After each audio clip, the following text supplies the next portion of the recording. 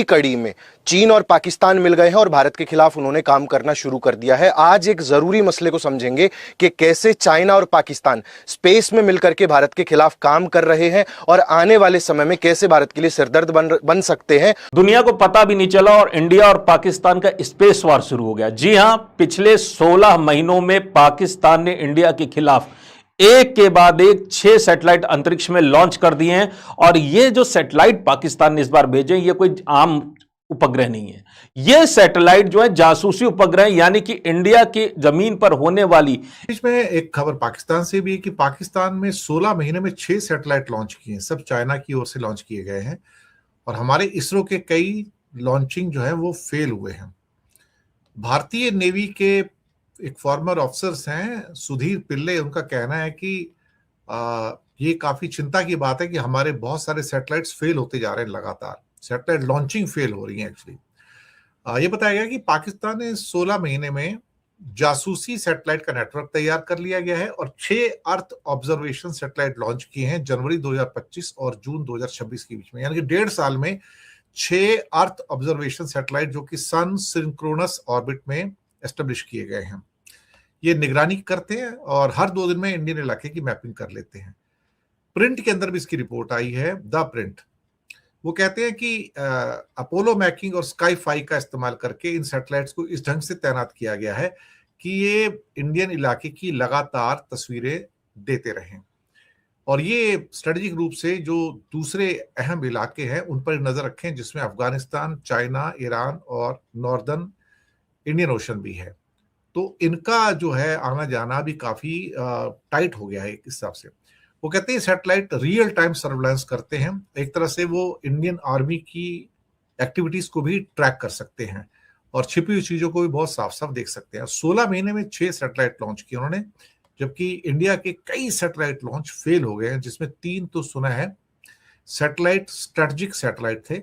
और ये एक इंडियन नेवी के अफसर रह चुके सुधीर पिल्ले कहते हैं कि ये थोड़ा चिंता की बात हो रही है इस समय कि इंडिया के प्रोग्राम्स फेल क्यों होते जा रहे हैं लगातार।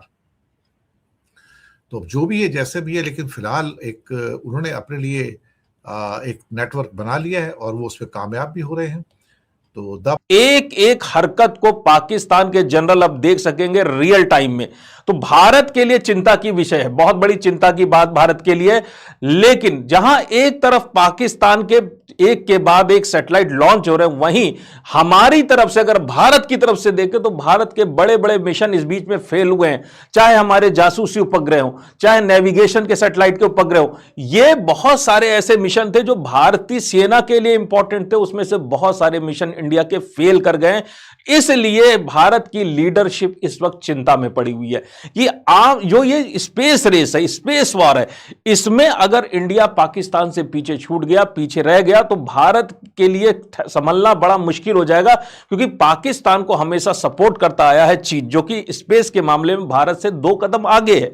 तो भारत के लिए बड़ी ही चिंता का विषय है। और इस बार जो पाकिस्तान में, सब लोगों को पता है कि जैसे भारत में इसरो है, वैसे ही पाकिस्तान में जो स्पेस से संबंधित संस्था है उसका नाम है सुपार्को। अब ये सुपार्को की खास बात क्या है, इसके बारे में जितना कहा जाए उतना ही कम है।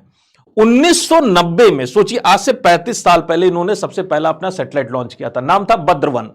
1990 से 2025 यानी 35 साल में इस संस्था ने मात्र केवल 9 उपग्रह छोड़े। सोचिए 35 सालों में ये जो संस्था, इसने 9 सैटेलाइट छोड़े और पिछले 16 महीने में यानी 2025 से 2026 में ताबड़तोड़ 6 उपग्रह छोड़ दिए। तो ये अचानक से जो ऑपरेशन सिंदूर के बाद पाकिस्तान ने अपनी स्ट्रेटजी चेंज कर दी। उसे पता चला कि जरूरत है कि इंडिया को ऑब्जर्व करना, और रातों रात सैटेलाइट बनाना और सैटेलाइट को भेजने की ताकत किसी भी देश में आती नहीं है। तो पाकिस्तान को सपोर्ट कौन कर रहा है? तो जाहिर सी बात है इस बार भी हमेशा की तरह भारत का जो सबसे बड़ा दुश्मन देश है वो है चीन। और 3 किलोग्राम वजनी उपग्रह नहीं कि छोटे वाले सैटेलाइट है, इसमें से कुछ सैटेलाइट तो ऐसे हैं जिनका वजन 500 किलोग्राम से भी ज्यादा भारी है। तो ये सैटेलाइट इंडिया की जो जमीन है, भारत की जमीन है, उसकी रियल टाइम में ऐसी ऑर्बिट्स में इनको रखा गया कि मैक्सिमम टाइम ये भारत के ऊपर बने रहे और भारत की एक इंच जमीन जो है उसकी मैपिंग करते रहे। उस पर अगर जमीन पर कोई भी हरकत हो रही है, कोई भी मूवमेंट हो रहा तो उसका पता रियल टाइम में पाकिस्तान को पता चले। और साथ ही साथ इसमें जो एक उपग्रह है वो तो ऐसा बना दिया गया कि उसके अंदर आर्टिफिशियल इंटेलिजेंस है, यानी मौसम कैसा भी हो, किसी भी तरह की स्थितियां हो, उसके द्वारा जो प्राप्त हुई इमेजेस हैं वो हमेशा हाई क्वालिटी की पाकिस्तान की जनरलशिप को मिलने वाली है। तो पाकिस्तान इस रेस में हम कहें कि आगे की तरफ दौड़ लगा चुका, हम ये नहीं कहेंगे कि भारत से आगे बढ़ गया, लेकिन उसने दौड़ लगाना शुरू कर दिया।